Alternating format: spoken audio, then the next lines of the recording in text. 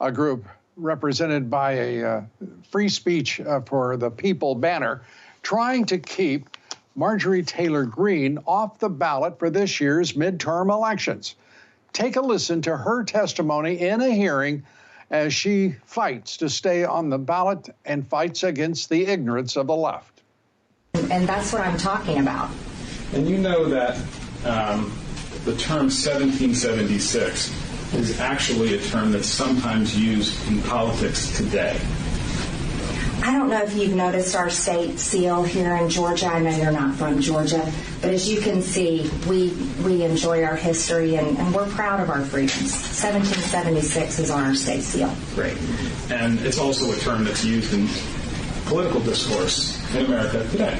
I don't use it as a term of violence. But you use it as a term, right? The attorney, Congresswoman Greene, just took him apart. He just kept pressing on and looked all the more foolish.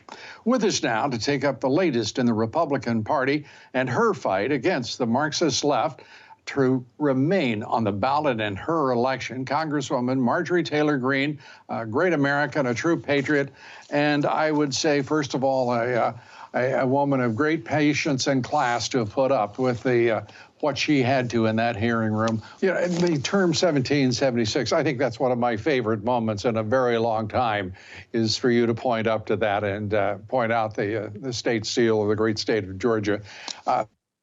He didn't know what to do. He was caught flat-footed. And by the way, I have to say, I thought he had such a flimsy narrative that it really did not suit, frankly, the judge having ever approved the go-ahead for this thing to proceed. No judge should have ever put you through this, or in fact wasted the taxpayer money as they did in Georgia.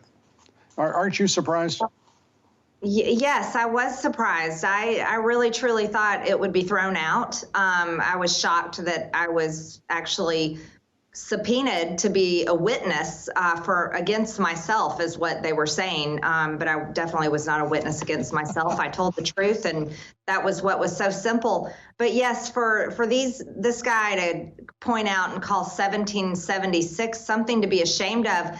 And he was saying it was like a rallying call for the so-called insurrection that was not an insurrection on January 6th. Well, you know, by his standards and by his narrative that he was trying to push on me and push there on the judge and anyone that was watching, was that the entire courtroom, by his narrative, was calling for an insurrection because the state seal was right behind the judge's head on the wall, and the state seal right along the bottom says 1776.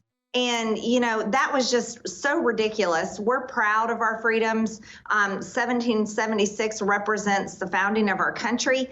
This is something that, you know, not only us in Georgia, but Americans all over the country, certainly you, Lou, I know you are proud of 1776 and the great men who had the bravery and the courage to sign the Declaration of Independence. And to me, when I was talking about 1776, I was just talking about having the courage to object as members of Congress on 1776 and having the courage to do so, defending our elections, defending our freedoms, and trying to stop what we know to be true as election fraud. I would do that again today. I would do it again tomorrow.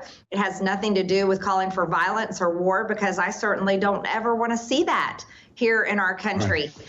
But this guy, you know, he just wanted to continue to lie about me.